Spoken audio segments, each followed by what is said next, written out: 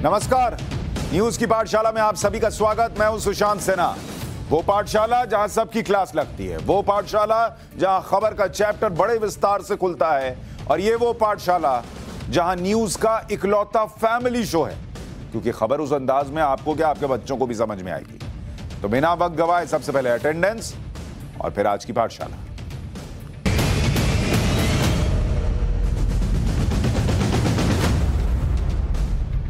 आज पाठशाला में आपके लिए देश के 10 और ज्ञानवापी का चैप्टर, क्योंकि जब देश ज्ञानवापी पर बात नहीं कर रहा था, सबसे विस्तार से न्यूज की पाठशाला में हमने ही आपको ज्ञानवापी के बारे में बताया था। उसकी कुछ बातें, क्योंकि उतनी रिसर्च तो बाकी कर नहीं पाते, अब लोग पीछे पीछे लेकर आ रहे हैं। लेकिन आज हम आपको देश के 10 और ज्ञानवापी का चैप्टर खोलकर बताएंगे। और कृष्ण की मथुरा कैसे बनी थी इस्लामाबाद, आपने सुना ही नहीं होगा कि मथुरा कभी इस्लामाबाद भी थी, वो चैप्टर भी आपको बताऊंगा।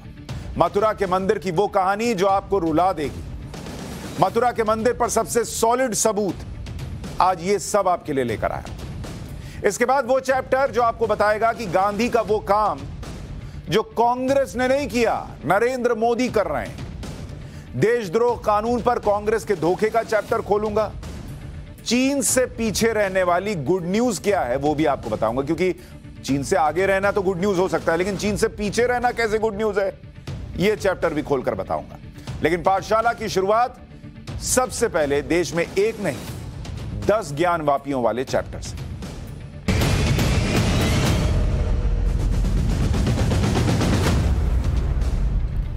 आज हम आपको 10 ऐसे विवाद के बारे में बताएंगे जिसमें मामला ज्ञानवापी जैसा ही है, लेकिन चूंकि हमारी आदत है, हमारी ये कोशिश है कि आपको पूरे विस्तार से बताऊं, ऐसा चैप्टर खोलूं कि आप उस खबर के मास्टर हों, इसलिए उनके बारे में पूरे विस्तार से बताऊंगा। आज मथुरा के विवाद के बारे में भी विस्तार से बताऊंगा, क्योंकि मथुरा का मामला, वहां के मंदिर का मामला भी अदालत में है। कैसे एक वक्त पर मथुरा का नाम इस्लामाबाद रख दिया गया था, वो भी बताऊंगा, किसने रखा, क्यों रखा। लेकिन उससे पहले ज्ञानवापी मस्जिद की वीडियोग्राफी पर कानूनी लड़ाई पर क्या अपडेट है वो आपको जल्दी से बता देता हूं।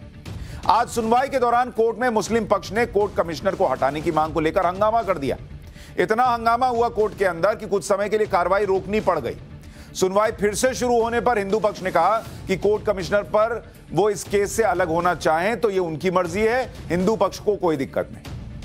लेकिन केस की कार्रवाई को आगे बढ़ाते हुए तहखाने को खोला जाए। कोर्ट में आज सुनवाई पूरी हो गई और कल दोपहर 12 बजे कोर्ट इस पर फैसला दे देगा। यानी कल का दिन निर्णायक होने जा रहा है ज्ञानवापी के मामले में। कोर्ट का फैसला आने से पहले सर्वे के खिलाफ सुप्रीम कोर्ट जाने की भी तैयारी हो गई। इंडो इस्लामिक कल्चरल फाउंडेशन नाम की संस्था ने सुप्रीम कोर्ट जाने का फैसला किया। इंडो इस्लामिक कल्चरल फाउंडेशन के सचिव अतर हुसैन ने वीडियोग्राफी को प्लेसेस ऑफ वर्शिप एक्ट 1991 का उल्लंघन बता दिया। अरे भाई, उल्लंघन था तो फिर जब यह मामला निचली अदालत में चल रहा था तो पहले ही सुप्रीम कोर्ट चले जाना था।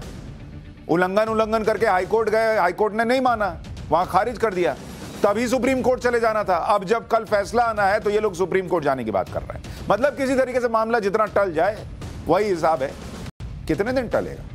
इंडो इस्लामिक कल्चरल फाउंडेशन वही संस्था है जो अयोध्या में सुप्रीम कोर्ट के फैसले के बाद अयोध्या में मिली 5 एकड़ जमीन पर मस्जिद बनवा रही है। हालांकि इलाहाबाद हाईकोर्ट में इंडो इस्लामिक कल्चरल फाउंडेशन गठन को चुनौती भी दी जा चुकी है। लेकिन यह तो ज्ञानवापी पर अपडेट हो गया। अब बात केवल ज्ञानवापी की नहीं, देश में 10 ऐसी मस्जिदें और स्मारक हैं जिन पर विवाद है। पहले उनके नाम आपको बता देता हूं। कुव्वत उल इस्लाम मस्जिद जो दिल्ली में है, इस पर विवाद है। शाही ईदगाह मस्जिद जो मथुरा में है। अटाला मस्जिद जो जौनपुर में है। ज्ञानवापी मस्जिद वाराणसी में जिसका मामला चल रहा है। ताजमहल आगरा में जिसको लेकर हंगामा हो रहा है कि भाई यहां की 22 कमरे खोले जाने चाहिए। अदीना मस्जिद ये मालदा में पश्चिम बंगाल में है। जामी मस्जिद पाटन गुजरात में है, इसको लेकर भी विवाद है। जामा मस्जिद अहमदाबाद वाला। कमल मौला मस्जिद धार मध्य प्रदेश का। और बीजा मंडल मस्जिद विदिशा मध्य प्रदेश में। ये 10 ऐसे मस्जिद और स्मारक, क्योंकि ताजमहल मस्जिद नहीं है इसलिए उसको कह रहे हैं, कि जिस पर क्लेम है, जिस पर बातें हैं कि इसमें भी ज्ञानवापी जैसा कुछ मामला है। मतलब तोड़ा गया, बनाया गया और अधिकार किसी और का और रह कोई और रहा है, वैसा वाला हिसाब। लेकिन इन 10 में धीरे धीरे सबकी बात करूंगा। आज विस्तार से मथुरा का चैप्टर खोल रहा हूं। सबसे पहले देखिए कि मथुरा का विवाद है क्या। मथुरा में कटरा केशव देव को भगवान श्री कृष्ण का जन्म स्थान माना जाता है। मंदिर परिसर से जुड़ी हुई शाही ईदगाह मस्जिद है जो 17वीं शताब्दी की है। हिंदू पक्ष का दावा है कि शाही ईदगाह मस्जिद मंदिर को तोड़कर बनाई गई थी, इसलिए वहां मस्जिद नहीं मंदिर होना चाहिए। यह विवाद का मूल भाव है। अब मथुरा का इतिहास क्या कहता है वो देखना चाहिए, और मैं आपको बहुत पीछे ले जा रहा हूं, एकदम शुरू से शुरू कर रहा हूं। महमूद गजनवी मुस्लिम आक्रांता था। उसने साल 1017 में मथुरा पर हमला किया था, और एक दिन नहीं, 2 दिन नहीं, 21 दिन तक मथुरा को लूटता रहा था। 21 डेज ऐसा लुटेरा गजनवी 21 दिन मथुरा को लूटा।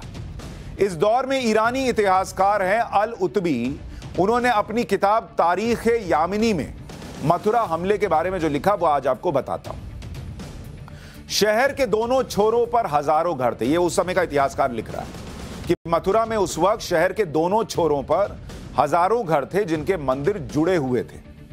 बाकी मंदिरों की तुलना में शहर के बीच में एक विशालकाय मंदिर था जिसका वर्णन नहीं किया जा सकता, वो इतना जबरदस्त था। यह उस वक्त का इतिहासकार कह रहा है। सुल्तान ने इस पर लिखा कि अगर कोई इसके बराबर की इमारत बनाना चाहता है तो वो सैकड़ों हजारों दीनार खर्च करके भी नहीं बना सकता। इतना जबरदस्त मंदिर उस जमाने में बना हुआ था। और अगर इसे बनाने में सबसे अनुभवी और कुशल कारीगरों को भी लगा दिया जाए तब भी ऐसी इमारत 200 साल में नहीं बन सकती, है उस वक्त कहा गया। मूर्तियों में से 5 मूर्तियां लाल सोने से बनी थी और 15 फीट ऊंची थी।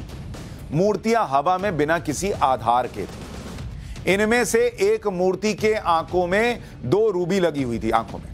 अगर कोई ऐसा बेचना चाहे तो उसे 50,000 दीनार तक मिल सकते हैं उस जमाने में। दूसरी मूर्ति में सफायर लगा हुआ था जो पानी से ज्यादा साफ था और क्रिस्टल से भी ज्यादा चमकदार था। ये इतनी बड़ी और वजनदार मूर्तियां थीं कि इन्हें बिना तोड़े इनका वजन नहीं मापा जा सकता था।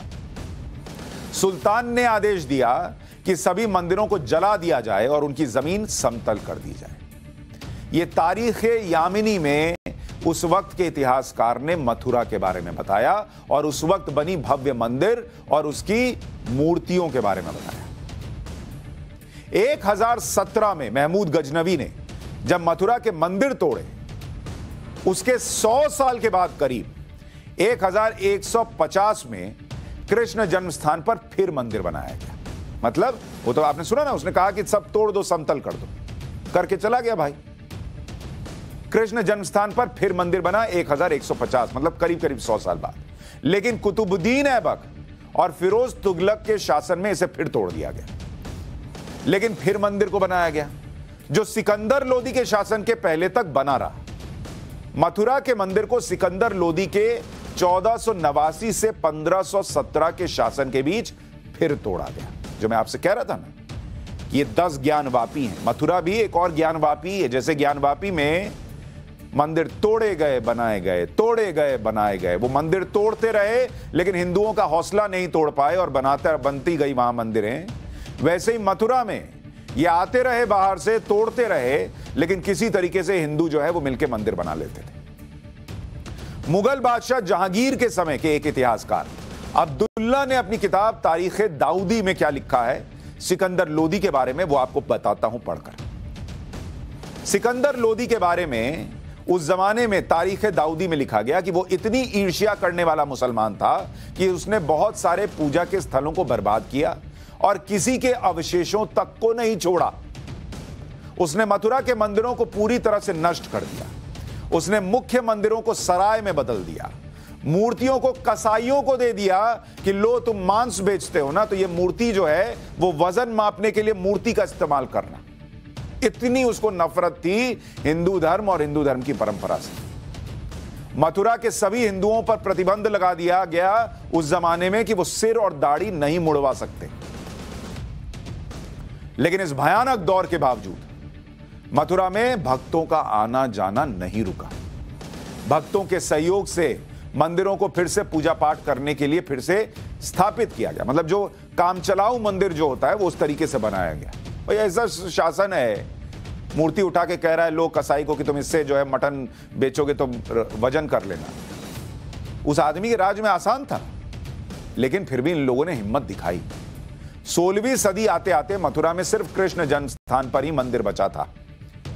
केशव देव मंदिर फिर एक बार जहांगीर के काल 1605 से 1627 के बीच बुंदेला शासक बीर सिंह देव ने 33 लाख रुपए खर्च करके बनवाया था। उस जमाने का 33 लाख रुपया वो तोड़ते थे और बनाने वाले जी तोड़ मेहनत से बनाते थे।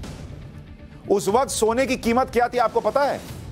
उस वक्त सोने की कीमत थी 10 रुपए प्रति तोला। मतलब 10 ग्राम सोना जो है वो 10 रुपए का था। आज की कीमत क्या है? एक तोले कीमत सोने की 53,000 रुपया, उस वक्त 10 रुपया का था। कहते इतना गौरवशाली मंदिर बना कि किताबों में से वंडर ऑफ एज भी कहा गया। मतलब उस जमाने का आश्चर्य जो है वो ऐसा था कि वो आश्चर्य के तौर पर था।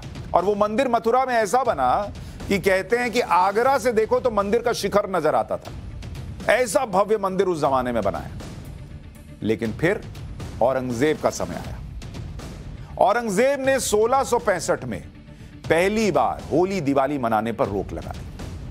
वही औरंगजेब, वही मुगल काल जिसको हमारे यहां मुगलों ने ऐसा कर दिया, मुगलों ने ऐसा कर दिया, उसी औरंगजेब ने काशी में मंदिर तोड़े थे। उसी की ये जो समस्या है ना, औरंगजेब की ही दी हुई है। जो ज्ञानवापी मस्जिद और मंदिर का विवाद चल रहा है उसमें उसका योगदान है। उसी ने मथुरा में भी किया। 1665 में पहली बार होली दिवाली मनाने पर रोक लगाई भाई ने। औरंगजेब ने यमुना के घाटों पर हिंदुओं के अंतिम संस्कार पर रोक लगा दी। मैंने आपको कहा था ना, ये चैप्टर अगर आप सुनेंगे तो आपका दिल रोएगा कि क्या क्या उस वक्त लोगों ने झेला है। अंतिम संस्कार पर रोक लगा दी इस आदमी ने। 1666 में औरंगजेब ने केशव मंदिर से पत्थरों की रेलिंग हटाने का फरमान दे दिया।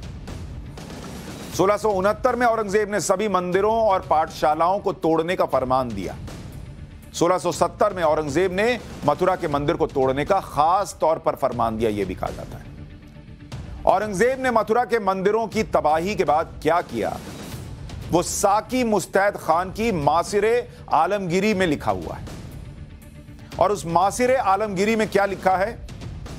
मथुरा की सभी छोटी बड़ी मूर्तियों जिनमें कीमती हीरे जवाहरात लगे थे उन्हें आगरा भिजवा दिया औरंगजेब ने, और बेगम साहिब की मस्जिद की सीढ़ियों के नीचे दफन करवा दिया। गाड़ दो वहां इन मूर्तियों को। और फिर उसने ऑर्डर दिया कि मथुरा का नाम बदलकर इस्लामाबाद कर दिया जाए। मैं अभी आपको कह रहा था ना कि मथुरा का नाम कभी इस्लामाबाद भी पड़ा हो, आपने सुना नहीं होगा, लेकिन मासिरे आलमगिरी में लिखा है कि औरंगजेब ने कहा कि मथुरा का नाम बदल दो और इसका नाम इस्लामाबाद कर दो। यह हुआ उस दौर में। कृष्ण की मथुरा को इस्लामाबाद बनाया गया। इसके बाद मथुरा में मंदिर की लोकेशन पर ईदगाह बनाई गई, जिसके बारे में मथुरा कई बार आए अलेक्जेंडर कनिंगम नाम के ब्रिटिश आर्मी इंजीनियर ने 1862 के दौरान लिखा।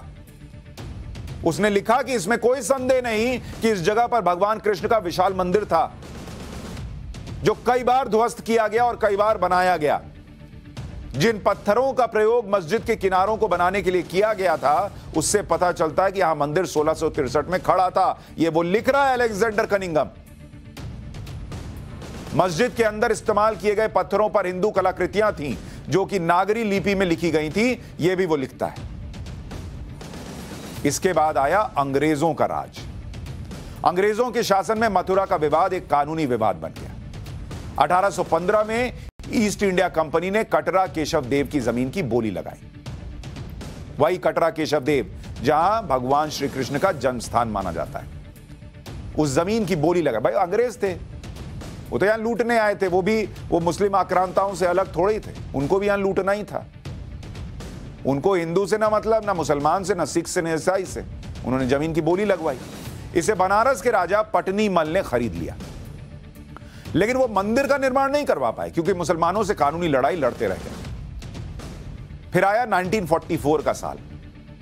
पंडित मदन मोहन मालवीय ने कृष्ण जन्मस्थान की स्थिति पर दुख जताया और इस जमीन के अधिग्रहण के लिए योजना बनाई।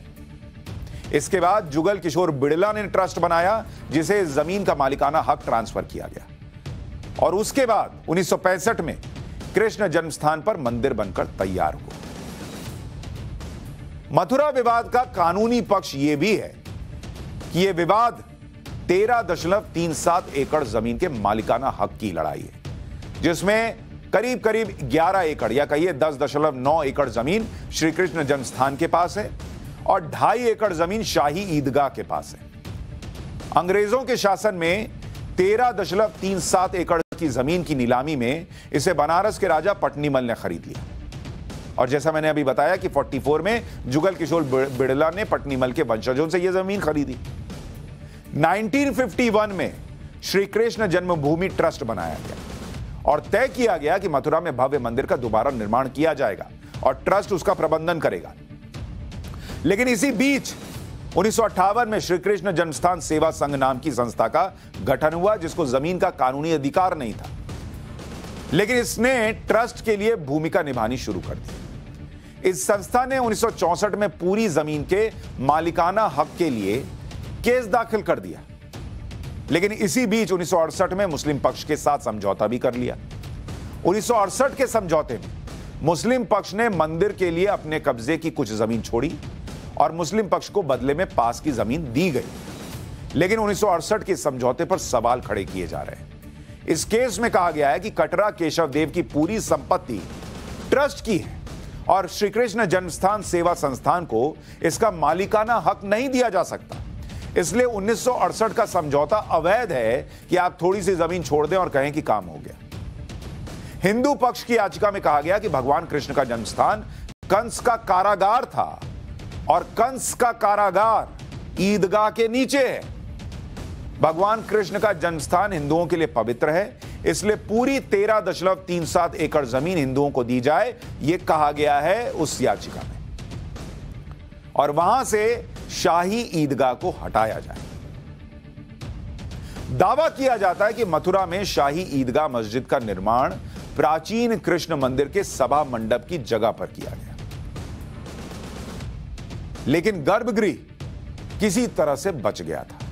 गर्भगृह के बारे में कहा जाता है कि यह वही जगह है जहां कभी कंस का कारागार हुआ करता था, जिसमें श्री कृष्ण का जन्म हुआ था। इसी जगह पर पत्थर का एक पवेलियन और अंडरग्राउंड जेल बनाई गई है, जिसके ठीक बगल में योग माया का मंदिर है। यह मथुरा की तस्वीरें दिखा दे रहा हूं, जो लोग नहीं गए हैं उनको दिखेगा कि बगल में मंदिर और दूसरी तरफ मस्जिद, ठीक वही ज्ञानवापी वाला मामला। जैसे वहां काशी विश्वनाथ और बगल में ज्ञानवापी मस्जिद, वैसे यहां मथुरा और मस्जिद, और बिल्कुल सटा सटा। यहां भी शाही ईदगाह की पिछली दीवार से मंदिर जो है वो सटा हुआ है। मंदिरों को लेकर भारत में ही कानूनी लड़ाई लड़नी पड़ रही है। अपने आप देख रहे ना, मंदिर के लिए जहां पर बहुसंख्यक हिंदू है और कहा जाता है बहुसंख्यकवाद चलता है, एजेंडा यही बताया जाता है ना, प्रोपेगेंडा यही है, उसके बावजूद वो अल्पसंख्यक कानून की लड़ाई लड़ रहे हैं, बहुसंख्यक भी कानून की लड़ाई लड़ रहा है। और इस अधिकार की लड़ाई को भी कोर्ट में जाकर लड़ना पड़ता है। अयोध्या मामले में भगवान श्री राम थे या नहीं, उनके अस्तित्व के सबूत देने पड़ते हैं उस देश में जहां की बहुसंख्यक आबादी हिंदू है। और बहुत दुख की बात है कि मंदिरों में उपासना के अधिकार की इस कानूनी लड़ाई को भी धार्मिक एजेंडा बनाया जाता है। मैं आपको एक उदाहरण देता हूं कि देखिए भारत के बाहर क्या होता है। इंडोनेशिया का उदाहरण, इंडोनेशिया में करीब करीब 87% आबादी मुसलमानों की है और हिंदू आबादी 2% से भी कम है, लेकिन वहां 1200 साल पुराने मंदिर को फिर से बनाया गया और वो करीब 50 साल पहले बनाया गया। ये इंडोनेशिया का प्रम्बनन मंदिर है, जिसकी तस्वीर आप देख रहे हैं। यह बहुत प्राचीन 9वीं शताब्दी में बना था, लेकिन 14वीं सदी आते आते कुछ प्राकृतिक आपदाओं और मुस्लिम शासकों के राज की वजह से मंदिर पूरी तरह से खंडर हो गया था। इसके बाद यह सदियों तक खंडर ही रहा। 19वीं सदी की शुरुआत में इसे खोजा गया।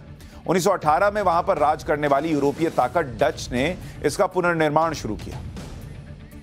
खंडहर कैसा था वो भी आपको दिखा रहा हूं, और अब जब बना है तब कैसा है वो भी आपको दिखा रहा हूं। ये अब बन गया, और खंडहर कैसा था वो भी देख लीजिए।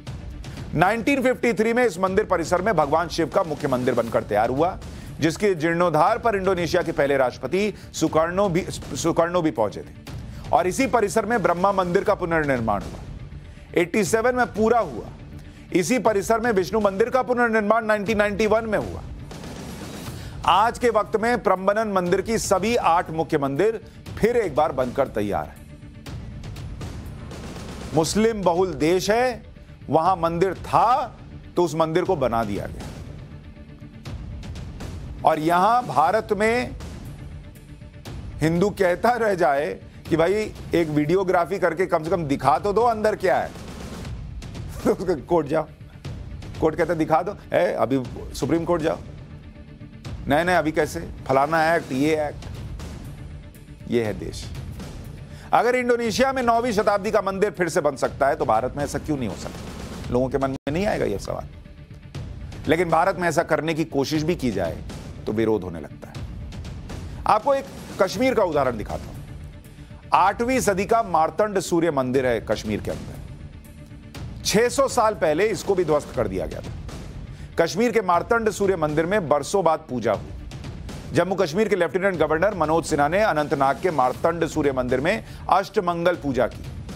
पूजा के लिए बाहर से पुजारी बुलाए गए थे। पूरे विधि विधान से मार्तंड सूर्य मंदिर में पूजा की गई। इस दौरान वहां हनुमान चालीसा का पाठ किया गया। मार्तंड मंदिर में पूजा का यह कार्यक्रम महाराजा रुद्रनाथ अनहद महाकाल के नेतृत्व में हुआ, जो राजस्थान के करौली में राष्ट्रीय अनहद महायोग पीठ के अध्यक्ष हैं। रुद्रनाथ अनहद महाकाल ने पूजा के लिए जिला प्रशासन से अनुमति की कोशिश की थी। उन्होंने ईमेल भी लिखा था, लेकिन उस पर कोई जवाब नहीं मिला। मार्तंड सूर्य मंदिर में पूजा करने के बाद के अनुभव के बारे में जम्मू कश्मीर के एलजी मनोज सिन्हा ने ट्वीट कर लिखा कि मार्तंड सूर्य मंदिर मट्टन अनंतनाग में शुभ नवग्रह अष्टमंगल पूजा में भाग लिया। यह वास्तव में ईश्वरीय वातावरण में एक दिव्य अनुभव है। सरकार सांस्कृतिक और धार्मिक महत्व के प्राचीन स्थलों की रक्षा और विकास के लिए प्रतिबद्ध है। ऐसे स्थलों को जीवंत करना हमें धार्मिकता के मार्ग पर ले जाएगा और इस खूबसूरत धरती को शांति, सुख और समृद्धि का आशीर्वाद देगा। हो गई पूजा। उसके बाद क्या हुआ? सैकड़ों साल पुराने हिंदुओं के प्रमुख मंदिरों में से एक मार्तंड सूर्य मंदिर में एलजी मनोज सिन्हा ने पूजा की तो इससे कुछ लोगों के पेट में दर्द हो गया। पीडीपी नेता महबूबा मुफ्ती ने ट्वीट किया और लिखा कि जहां हजारों कश्मीरी बेबुनियाद आरोप में जेल में बंद हैं, वहीं राज्य के मुखिया एएसआई संरक्षित स्थल पर पूजा करने जैसे सरल नियमों की खुलेआम धज्जियां उड़ा रहे हैं। जम्मू कश्मीर में शासन पूजा करके और लोगों को दबाकर चुप कराने तक सीमित रह गया है। सदियों पुराना मंदिर, एक बार उसमें पूजा हुई तो महबूबा मुफ्ती को दिक्कत हो गई। औरों को भी हुई है, वो अकेली नहीं है, लेकिन उन औरों को भी हो गई। मार्तंड मंदिर में एलजी मनोज सिन्हा की पूजा के बाद एएसआई ने अपनी आपत्ति अनंतनाग प्रशासन से जताई। एएसआई के मुताबिक मार्तंड सूर्य मंदिर एएसआई के संरक्षण में है। बिना अनुमति वहां पूजा करना गलत है। प्राचीन स्मारक, पुरातत्व स्थल और अवशेष अधिनियम 1959 के नियम 7(1) के मुताबिक केंद्र सरकार की लिखित अनुमति के बिना किसी संरक्षित स्मारक में बैठकें, स्वागत, दावत, मनोरंजन या सम्मेलन आयोजित नहीं किए जा सकते। एएसआई की आपत्ति के बाद 9 मई को जम्मू कश्मीर प्रशासन ने अपना पक्ष रखा और कहा कि उपराज्यपाल को 1959 के प्राचीन स्मारक और पुरातत्व स्थल और अवशेष अधिनियम के नियम 7(2) के तहत पूजा करने की अनुमति दी गई थी। नियम 7(2) के अनुसार नियम 7(1) किसी मान्यता प्राप्त धार्मिक प्रथा या प्रथा के अनुसरण में आयोजित होने वाले किसी भी कार्यक्रम पर लागू नहीं होगा। तो ये एएसआई वाले भाई साहब को समझा दिया गया कि ज्यादा ज्ञान न दो, 7(2) पढ़ लो। वहीं मार्तंड सूर्य मंदिर देश के 4 सूर्य मंदिरों में से एक है। ओडिशा का कोणार्क सूर्य मंदिर, गुजरात के मेहसाणा का मोढेरा सूर्य मंदिर, राजस्थान के झालरा पाटन का सूर्य मंदिर और कश्मीर के अनंतनाग का मार्तंड सूर्य मंदिर। उस मंदिर में पूजा हो गई तो लोगों को दिक्कत हो जाती। मार्तंड सूर्य मंदिर का इतिहास भी आपको जान लेना चाहिए। मार्तंड सूर्य मंदिर का निर्माण 724 से 761 के बीच सूर्यवंश के राजा ललितादित्य ने करवाया था। ललितादित्य मुक्तापीड़ा करकोटा सूर्यवंश के तीसरे राजा थे। उन्होंने 724 से 760 तक शासन किया और मार्तंड सूर्य मंदिर की संरचना स्तंभ आधारित है। मंदिर के चारों तरफ 84 स्तंभ थे जो मंदिर के रूप में थे। मंदिर परिसर के बीच में मुख्य मंदिर था, जो एक ऊंची पठारनुमा जमीन पर चबूतरे के ऊपर खड़ा था। मंदिर परिसर के बीच में एक विशाल मंडप था और मार्तंड सूर्य मंदिर के ठीक बीच में गर्भगृह स्थित था। मंडप की दीवारों पर विष्णु भगवान के साथ गंगा, यमुना और अन्य देवी देवताओं की प्रतिमाएं अंकित थी। मार्तंड सूर्य मंदिर की सभी दीवारों पर हिंदू देवी देवताओं की प्रतिमाएं बनाई गई थी। मार्तंड मंदिर का मुख्य द्वार पश्चिम दिशा की तरफ से था और मुख्य द्वार और मुख्य मंदिर की चौड़ाई एक जैसी थी। अनंतनाग के जिस मट्टन इलाके में मार्तंड मंदिर है, वो जगह पहले मार्तंड के नाम से ही जानी जाती थी। मार्तंड सूर्य मंदिर को शामीर वंश के तीसरे सुल्तान सिकंदर बुतशिकन ने तोड़ा था। मार्तंड मंदिर कैसे तोड़ा गया, यह बताने से पहले आपको सिकंदर शाह मीर के बारे में बता देता हूं। सिकंदर शाह मीर 1389 में कश्मीर का सुल्तान बना था। सिकंदर कट्टर मुस्लिम शासक था, इस्लाम को बढ़ाना चाहता था। गद्दी संभालते ही सिकंदर ने हिंदुओं के सामने 3 शर्तें रख दी। पहली शर्त थी कि कश्मीर के हिंदू इस्लाम स्वीकार कर लें। दूसरी शर्त थी कि इस्लाम नहीं अपनाने पर कश्मीर से चले जाएं। और तीसरी शर्त थी कि पहली 2 शर्तें नहीं मानने पर मरने के लिए तैयार हो जाएं। इसी कट्टर सिकंदर शाह मीर ने हिंदुओं के प्रसिद्ध मार्तंड सूर्य मंदिर को तोड़ दिया था। सिकंदर शाह मीर ने कश्मीर के कई मंदिर तोड़े, देवी देवताओं की प्रतिमाएं तोड़ी। देवी देवताओं की प्रतिमाओं को तोड़ने के कारण उसने बुतशिकन की उपाधि धारण की थी। तोड़े गए मंदिरों की ईंट पत्थरों से सिकंदर मस्जिद तैयार करवाता था। साल 1413 में सिकंदर शाह मीर ने मार्तंड सूर्य मंदिर तोड़ने का आदेश दिया। मार्तंड मंदिर को तोड़ने से पहले उसे सिकंदर की सेना ने लूटा था। सिकंदर की सेना को मार्तंड मंदिर तोड़ने में सालों का समय लग गया। उसके बाद भी मंदिर पूरी तरह से टूट नहीं पाया तो उसकी नींव खोद दी। मार्तंड मंदिर की नींव को पानी निकलने तक खोदा जाता था। मंदिर की नींव में लकड़ी भरकर उसमें आग लगा दी जाती थी। इस तरह राजा ललितादित्य के बनाए मार्तंड सूर्य मंदिर को सिकंदर बुतशिकन ने जला डाला, लेकिन उसके बाद भी मंदिर का ढांचा आज तक खड़ा है। मार्तंड सूर्य मंदिर में पूजा से सबको दिक्कत हो गई। यहां फिल्म की शूटिंग हुई तब तो दिक्कत नहीं हुई। 1975 में आंधी फिल्म की शूटिंग इसी मार्तंड मंदिर में हुई। उसकी तस्वीर दिखा रहा हूं आंधी फिल्म की। तब तो किसी को दिक्कत नहीं आई, तब तो कोई तूफान, कोई आंधी नहीं आया विवाद का। 2014 में हैदर फिल्म की शूटिंग हुई थी। यह हैदर फिल्म की शूटिंग का सीन दिखा रहा हूं, तब भी किसी को दिक्कत नहीं हुई। पूजा हो गई तो सबके आग लग गई। बहुत कम लोग ही जानते हैं कि अनंतनाग के मार्तंड सूर्य मंदिर के पास ही एक नया सूर्य मंदिर बनाया गया है।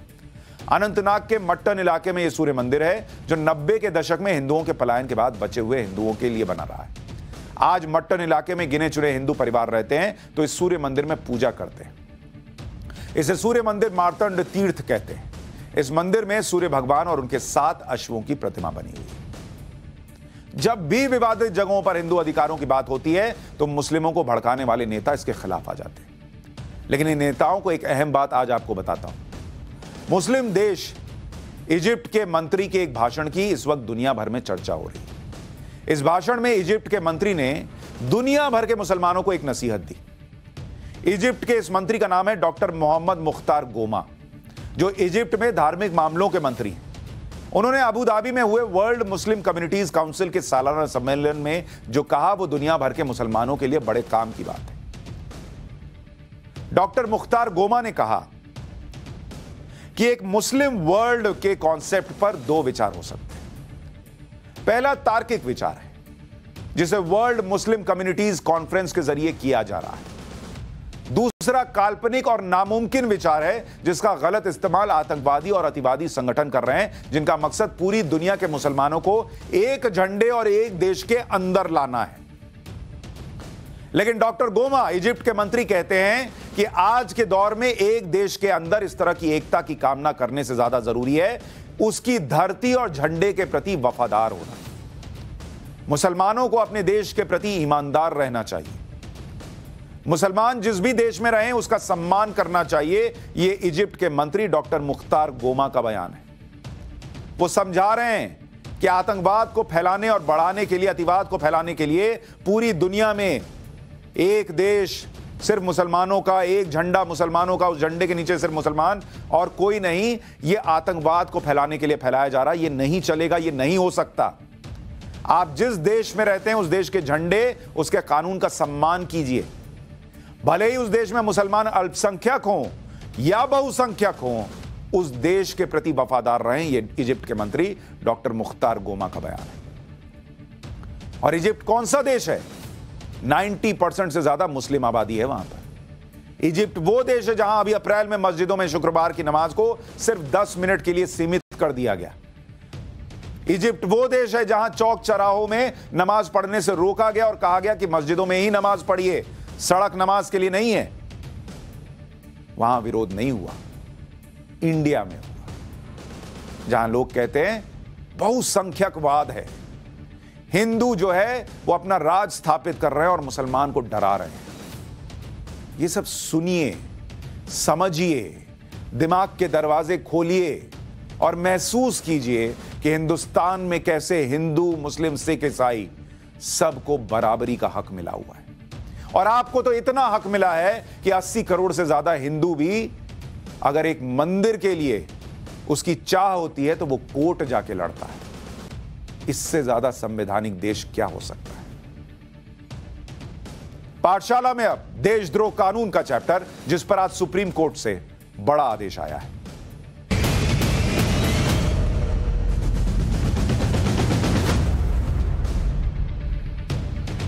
देशद्रोह कानून यानी आईपीसी की धारा 124A की संवैधानिक वैधता को चुनौती देने वाली याचिकाओं पर सुनवाई करते हुए सुप्रीम कोर्ट ने आज अपने आदेश के पॉइंट 8 के पार्ट बी में क्या कहा है वो आपको जानना चाहिए, क्योंकि आपको सब यह बता रहे हैं कि सुप्रीम कोर्ट ने देशद्रोह के कानून पर रोक लगा दी। हम आपको फैक्ट बताते हैं कि सुप्रीम कोर्ट ने कहा क्या है। सुप्रीम कोर्ट ने कहा कि वी होप एंड एक्सपेक्ट, मतलब हम ये उम्मीद करते हैं that the state and central governments will refrain from registering any FIR, continuing any investigation or taking any coercive measures by invoking section 124A of IPC while the aforesaid provision of law is under consideration। यानी court ने सीधे सीधे देशद्रोह की धाराओं के तहत case दर्ज करने पर रोक नहीं लगा दी। कोर्ट ने कहा कि हम उम्मीद करते हैं कि राज्य और केंद्र सरकारें तब तक कोई एफआईआर दर्ज करने, जांच जारी रखने और 124A के तहत कदम उठाने से परहेज करेंगी जब तक इस कानून पर पुनर्विचार चल रहा है। मतलब देशद्रोह का कानून अभी भी है, उसके तहत एफआईआर अभी भी दर्ज हो सकती है। एफआईआर दर्ज करने पर कोई अवमानना का केस नहीं चल सकता, क्योंकि कोर्ट खुद कह रहा है कि मैं उम्मीद करता हूं कि आप ऐसा नहीं करेंगे, और राज्य और केंद्र शायद ना भी करें जब तक कि कोई अति ना हो जाए। लेकिन देशद्रोह कानून 1870 में अंग्रेज लेकर आए थे, और आज मैं आपको बड़ी गंभीरता से कह रहा हूं कि देशद्रोह कानून पर आज जो कोर्ट कह रहा है, जो वो कोशिशें कर रहा है, जो चर्चा भी हो रही है, उसका क्रेडिट आपको एक आदमी को देना होगा, और वो नाम है नरेंद्र मोदी का। नरेंद्र मोदी आज वो काम कर रहे हैं जो गांधी जी करना चाहते थे, कांग्रेस ना कर सकी 70 साल में। गांधी जी का वो काम जिन लोगों ने उनका सरनेम उधार पर लेकर अपनी सियासत चमका ली, गांधी गांधी गांधी करके, वो ना कर सके। कर कौन रहा है? जिन्होंने अपना सरनेम मोदी ही रखा, गांधी नहीं लगाया, वो आज गांधी जी का काम कर रहे हैं। देशद्रोह कानून 1870 में अंग्रेज लाए, और इसका मकसद था कि आजादी की आवाजों को कुचला जाए। महात्मा गांधी पर भी देशद्रोह कानून अंग्रेजों ने 1922 में लगा दिया था, जब वो अंग्रेजों के खिलाफ बॉम्बे में विरोध प्रदर्शन के लिए गए थे। तब महात्मा गांधी ने देशद्रोह कानून पर कहा था कि अंग्रेजों द्वारा भारतीय स्वतंत्रता सेनानियों को दबाने के लिए इस्तेमाल किए गए जाने वाले कानूनों का राजा है देशद्रोह कानून। मतलब इस देश के स्वतंत्रता सेनानियों को दबाने वाला यह कानून जो है, वो अंग्रेजों ने जितने गलत कानून बनाए हैं उसका राजा है। मतलब इतना घटिया कानून है। महात्मा गांधी जिस कानून को महाघटिया बता रहे थे, उसको उनके गांधी सरनेम का इस्तेमाल करने वाले 70 साल में हटा नहीं सके। लेकिन उन्होंने किया क्या, वो अभी आपको तो वो बताऊंगा, अभी तो वो बचा हुआ है। जो लोग गांधी की बात करते हैं, उन्होंने कैसे 124A को मजबूत किया, कैसे अभिव्यक्ति की आजादी को सीमित किया, वो हम आपको आगे बताएंगे। ये वो लोग हैं जो गांधी के आदर्शों पर चलने की दलील देते हैं, लेकिन अपने लंबे शासनकाल में इसे हटा नहीं पाए, बल्कि इसमें अब बदलाव करने जा रहे हैं। कौन? प्रधानमंत्री नरेंद्र मोदी। केंद्र सरकार ने सुप्रीम कोर्ट ने इस पर हलफनामा दाखिल किया था, जिसके बाद कोर्ट ने केंद्र को इस कानून के प्रावधानों पर फिर से विचार करने की अनुमति दे दी। आज सुप्रीम कोर्ट ने अपने आदेश के पॉइंट 8 के पार्ट सी में लिखा है कि अगर 124A के तहत कोई नया मामला दर्ज होता है तो उस व्यक्ति को कोर्ट जाने का अधिकार है और कोर्ट यह तय करेगी कि मामला सही है या गलत। आदेश के पॉइंट 8 के पार्ट डी में लिखा है कि देशद्रोह कानून के तहत चल रहे देश में सभी मामले होल्ड पर रहेंगे। हालांकि इस दौरान किसी कोर्ट को लगता है कि ट्रायल चलने और फैसला सुनाने से आरोपी के साथ पक्षपात नहीं होगा तो कोर्ट ऐसा कर सकती है। इसका मतलब यह है कि फिलहाल के लिए आरोपी के खिलाफ फैसला नहीं सुनाया जा सकता, लेकिन आरोपी के पक्ष में कोर्ट की समझ के हिसाब से ट्रायल चलाने की अनुमति होगी। यानी जमानत के लिए, केस को खारिज करने के लिए इस तरह के मामलों में ट्रायल पर रोक नहीं होगी, कोर्ट अपना काम करती रहेगी। नरेंद्र मोदी बार बार यह कह चुके हैं, उनकी सरकार कह चुकी है दरअसल, कि भाई यह कानून देश की जरूरत भी है और इसे हटाने की जरूरत नहीं है, इसे गलत इस्तेमाल से बचाने की जरूरत है। और आज कोर्ट भी उन्हीं बातों पर ध्यान दे रहा है। सुप्रीम कोर्ट के आदेश के पॉइंट 8 के पार्ट ई में लिखा है कि केंद्र को अधिकार है कि वो राज्यों को निर्देश जारी करे जिससे देशद्रोह कानून का दुरुपयोग ना हो सके। एग्जैक्टली वही बात जो नरेंद्र मोदी की सरकार कहती रही। राज्यों में देशद्रोह कानून का कैसे दुरुपयोग हुआ है, इसका ताजा उदाहरण क्या है? अभी आप भूले भी नहीं होंगे भाई, महाराष्ट्र में सांसद नवनीत राणा और उनके पति रवि राणा को 12 दिन जेल में रखा ना गया। देखे थे ना आप? दोनों ने मुख्यमंत्री उद्धव ठाकरे के घर के सामने क्या कहा था कि हनुमान चालीसा पढ़ने की बात कह दी। मुंबई में इन दोनों पर केस दर्ज किया गया और देशद्रोह की धारा जोड़ दी गई। 12 दिन जेल में रहने के बाद राणा दंपत्ति को जमानत मिली थी।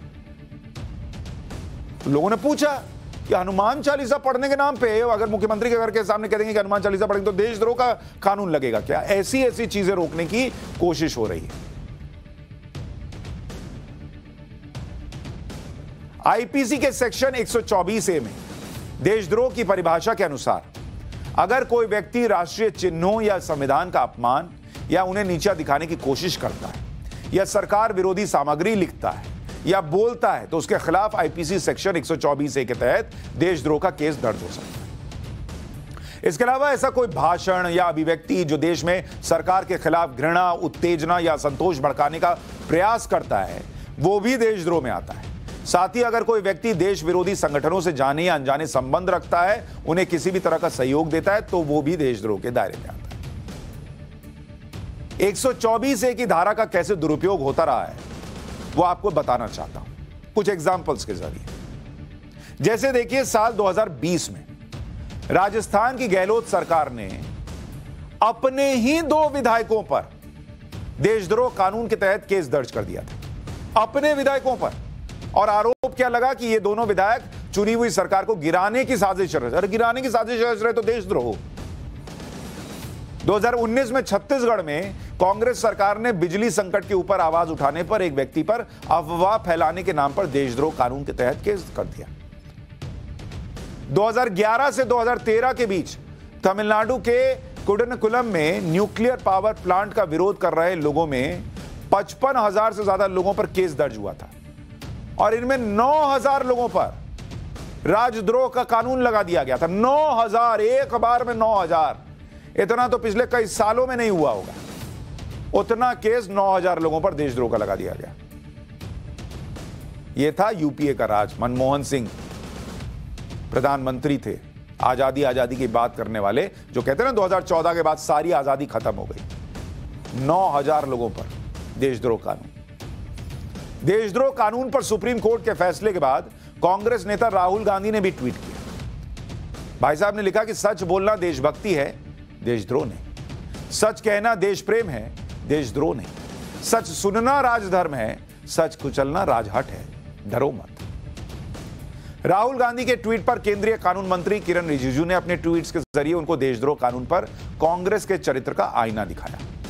किरण रिजिजू ने लिखा कि राहुल गांधी खोखली बातें कर रहे हैं। अगर कोई पार्टी है जिसने आजादी, लोकतंत्र और संवैधानिक संस्थाओं को दबाने की कोशिश की है तो वो कांग्रेस है। कांग्रेस हमेशा देश तोड़ने वाली ताकतों के साथ खड़ी रहती है और देश बांटने का कोई मौका नहीं छोड़ती। अगले ट्वीट में रिजिजू साहब ने लिखा कि अन्ना आंदोलन और करप्शन के खिलाफ दूसरे आंदोलनों के दौरान जो लोग सरकार के समर्थन में नहीं होते थे उनको डराया, धमकाया और गिरफ्तार तक किया जाता था, और यह सब यूपीए सरकार के दौर में होता था। किरण रिजिजू ने तीसरा ट्वीट किया और लिखा कि प्रधानमंत्री मोदी के नेतृत्व में एनडीए सरकार लगातार देश की एकता और संप्रभुता को बचाए रखने की कोशिश कर रही है और संविधान के मूल्यों की रक्षा के लिए प्रतिबद्ध है। कांग्रेस और टुकड़े टुकड़े गैंग वाले उसको इकोसिस्टम और दूसरों को उपदेश देने का कोई अधिकार नहीं। देशद्रोह मामले पर सुनवाई के दौरान सुप्रीम कोर्ट में देशद्रोह कानून को फौरन खत्म करने की दलील देने पर कांग्रेस नेता और वरिष्ठ वकील कपिल सिब्बल को सुप्रीम कोर्ट ने फटकार भी लगाई। कोर्ट ने कहा कि सिब्बल साहब हवा में बातें न करें, देशद्रोह जैसा कानून एक दिन में खत्म नहीं किया जा सकता। जो लोग अभिव्यक्ति की आजादी की बात करते हैं, देशद्रोह कानून पर उनका रवैया कैसा रहा है, जरा आपको वो भी बताना चाहता हूं।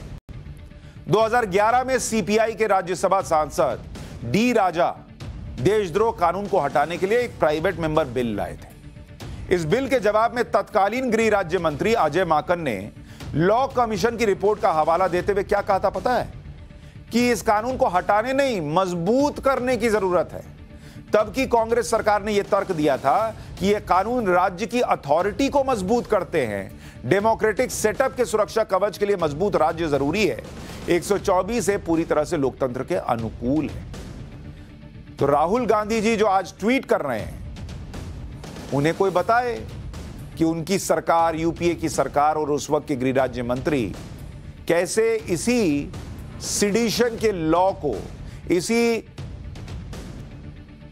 देशद्रोह के कानून को, राजद्रोह के कानून को लोकतंत्र के अनुकूल बताते थे। राहुल गांधी जी जब संविधान बनाया जा रहा था तो संविधान सभा में बहस के बाद देशद्रोह शब्द को संविधान से हटा दिया गया। यह इतिहास आपको जानना चाहिए कि आईपीसी में अंग्रेज लेकर आए थे। इंडियन पिनल कोड जो धाराएं हैं जिसके तहत केस चलता है, उसमें तो अंग्रेजों ने डाला 1870 में। जब देश आजाद हुआ और संविधान बनने लगा तो हमारे देश के जो संविधान निर्माता थे, उन्होंने संविधान सभा में जब बहस हुई तो उसके बाद देशद्रोह शब्द को संविधान से हटा दिया। पर यह आईपीसी में 124 से बना रहा। लेकिन आजादी के 3 साल बाद नवंबर 1950 को एक मामले में पंजाब हाई कोर्ट ने देशद्रोह कानून को गैर संवैधानिक घोषित कर दिया। इसके बाद भी धारा 124 से आईपीसी में बनी रही। उस वक्त कोर्ट ने देशद्रोह को संविधान के अनुच्छेद 19(1) का उल्लंघन बताते हुए कहा था कि यह कानून संविधान के खिलाफ है और संविधान के अनुच्छेद 19(1)(a) में अभिव्यक्ति की आजादी की बात है। उसके बाद क्या हुआ आपको पता है? 1951 में उस वक्त के प्रधानमंत्री जवाहरलाल नेहरू ने कुछ बदलाव किए और अनुच्छेद कमजोर हो गया। 1951 में संविधान के अनुच्छेद 19 में एक धारा 19(2) जोड़ दी गई, जिसमें अभिव्यक्ति की आजादी रीजनेबल रिस्ट्रिक्शंस लगा दिए गए। यानी जो अभिव्यक्ति की आजादी पहले पूर्ण रूप से दी गई थी, संविधान निर्माताओं ने दी थी, उसे पंडित नेहरू ने सीमित कर दिया और सरकार को अधिकार दे दिया कि वो अपने अनुसार अभिव्यक्ति की आजादी की सीमा तय कर सकती है। यानी जो पंजाब का हाईकोर्ट कह रहा था कि सिडिशन लॉ, राजद्रोह कानून आजादी के अधिकार के खिलाफ है, नेहरू साहब ने उस कानून को लाने का रास्ता कर दिया कि भाई अपनी मर्जी से आप देख लीजिए, आपको लगे तो आप अभिव्यक्ति की आजादी के नाम पर सब चीज छोड़ दें। ऐसा नहीं होता। तो पहली बार अगर किसी ने इस देश में अभिव्यक्ति की आजादी छीनी तो उस व्यक्ति का नाम जवाहरलाल नेहरू होना चाहिए। इसके बाद इंदिरा गांधी के दौर में अभिव्यक्ति की आजादी पर पहरे लगे। धारा 124(a) को संज्ञेय अपराध बना दिया इंदिरा गांधी जी ने। मतलब पुलिस को यह अधिकार दे दिया कि वो बिना वारंट के देशद्रोह के आरोपियों को अरेस्ट कर सकती है। यानी नेहरू ने जहां अभिव्यक्ति की आजादी के संवैधानिक अधिकार को कमजोर किया, इंदिरा गांधी ने तो देशद्रोह कानून को और मजबूत बना दिया। इससे सरकारों द्वारा देशद्रोह कानून के दुरुपयोग के रास्ते खुल गए। और अब जब यह पूरा मामला अदालत में है, इस पर चर्चा की बात हो रही है। नरेंद्र मोदी सरकार कहती है कि यह देश की जरूरत भी है, लेकिन जरूरी यह भी है कि गलत उपयोग ना हो। तो इसमें ऐसी चीजें कीजिए कि गलत उपयोग रुके। लेकिन जो लोग आजादी, बोलने की आजादी, इसकी आजादी, उसकी आजादी का जिक्र करते हैं, उन्होंने इतिहास में क्या किया वो भी आपको पता होना चाहिए। पाठशाला में अब हेल्थ की क्लास।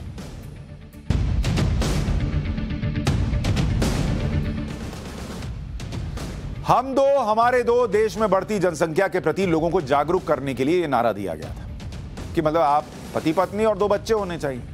अब देश इस नारे के लक्ष्य को हासिल करने में लगभग कामयाब हो गया है। नेशनल फैमिली हेल्थ सर्वे के 5वें राउंड के आंकड़े बता रहे हैं कि देश में फर्टिलिटी रेट यानी प्रजनन दर में तेजी से कमी आ रही है। देश के सभी समुदाय और धर्म की महिलाओं की प्रजनन दर में कमी आई है। नेशनल फैमिली हेल्थ सर्वे की 5वीं रिपोर्ट में क्या है वो बताने से पहले आपको बता देता हूं कि फर्टिलिटी रेट, प्रजनन दर होता क्या है। TFR यानी टोटल फर्टिलिटी रेट का मतलब है कि एक महिला अपने जीवन काल में औसतन कितने बच्चों को जन्म दे सकती है, और यही फर्टिलिटी रेट अब देश में कम हुआ है। NFHS 5 के सर्वे के मुताबिक भारत का औसत फर्टिलिटी रेट 2% हो गया है। 2015-16 में फर्टिलिटी रेट 2.2% था। शहरी इलाकों में फर्टिलिटी रेट यानी प्रजनन दर 1.6% पर है और ग्रामीण इलाकों में 2.1%। फर्टिलिटी रेट 2.10% के रिप्लेसमेंट लेवल से कम पर पहुंच गया है। रिप्लेसमेंट लेवल से कम होने का मतलब है कि आबादी कम होनी शुरू होगी। तो जो मैं आपसे कह रहा था कि चीन से पीछे रहने वाली गुड न्यूज है, वो गुड न्यूज यही है कि रिप्लेसमेंट लेवल से कम फर्टिलिटी रेट का मतलब है कि मौजूदा पीढ़ी अपने रिप्लेसमेंट के लिए पर्याप्त बच्चों को जन्म नहीं दे रही है। इसे ऐसे समझिए कि अगर एक कपल 2 बच्चों को जन्म दे रहा है तो वो 2 बच्चे उनको रिप्लेस कर देंगे, लेकिन अगर एक बच्चा होगा तो आबादी कम होने लगेगी। फर्टिलिटी रेट में कमी का एक असर यह होगा कि दुनिया की सबसे ज्यादा आबादी वाला देश बनने में भारत को अभी और वक्त लगेगा। पहले संभावना यह थी कि 2024 से 2028 के बीच भारत चीन को पीछे छोड़ देगा और दुनिया की सबसे बड़ी आबादी वाला देश बन जाएगा। लेकिन अब ये जो फर्टिलिटी रेट कम हुई है, इससे यह माना जा रहा है कि अभी चीन कुछ साल और नंबर 1 रहेगा और भारत जो है अभी नंबर 2 पर ही रहेगा। सभी समुदायों और धर्मों की महिलाओं का फर्टिलिटी रेट अगर आपको बताऊं, हिंदू महिलाओं का फर्टिलिटी रेट इस सर्वे में आया 1.94%, मुस्लिम महिलाओं का 2.36%, ईसाई महिलाओं का फर्टिलिटी रेट 1.88%, सिख का 1.61%, बौद्ध महिलाओं का 1.39% और जैन महिलाओं का 1.6%। नेशनल फैमिली हेल्थ सर्वे के आंकड़ों के मुताबिक फर्टिलिटी रेट कम होने के बाद भी मुस्लिम समुदाय में प्रजनन दर सबसे ज्यादा है। हालांकि मुस्लिम समुदाय के फर्टिलिटी रेट में ही सबसे ज्यादा कमी भी आई है। 1992 में पहले NFHS में मुस्लिम फर्टिलिटी रेट जो है वो 4.41% पर था। NFHS 5 में मुस्लिम फर्टिलिटी रेट घटकर अब 4% से 2.36% पर आया। यानी पिछले 29 साल में मुस्लिम फर्टिलिटी रेट में 46.5% की कमी आई। इसी दौरान देश में फर्टिलिटी रेट औसतन 41.5% के आसपास कम हुआ। बढ़ती आबादी के कारण देश को कितनी समस्याओं का सामना करना पड़ता है वो भी आपको जानना चाहिए। देश के उपलब्ध संसाधनों के वितरण में असमानता आ जाती है। देश की 10% आबादी के पास 65% संसाधन है और 90% आबादी ऐसी है जो 35% संसाधन से काम चला रही है। इसी के कारण भारत मिडिल इनकम ट्रैप से निकल नहीं पा रहा। मिडिल इनकम ट्रैप क्या है? इसका मतलब है कि प्रति व्यक्ति आय का बढ़ना रुक जाना। ज्यादा आबादी के कारण संसाधन और अवसर कम होते जाते हैं। 15 साल से ऊपर के 97% युवाओं के पास कोई तकनीकी शिक्षा नहीं है। इस कारण स्किल्ड लेबर फोर्स तैयार नहीं हो पा रहा है। प्रधानमंत्री नरेंद्र मोदी देश की इकोनॉमी को $5 ट्रिलियन की इकोनॉमी बनाने के लक्ष्य पर काम कर रहे हैं और इस काम में युवाओं का बड़ा योगदान है। लेकिन ज्यादा आबादी के कारण देश के युवाओं को संसाधन और अवसर कम मिल पाते हैं। कम से कम एक उम्मीद की किरण यह आई है कि फर्टिलिटी रेट जो है वो कम हुआ है। कुछ योगदान आपका, कुछ अगर जनसंख्या नियंत्रण कानून आ जाए तो फिर उसका होगा। पाठशाला में आज के लिए इतना ही। कल रात 8:55 पर फिर क्लास लगेगी।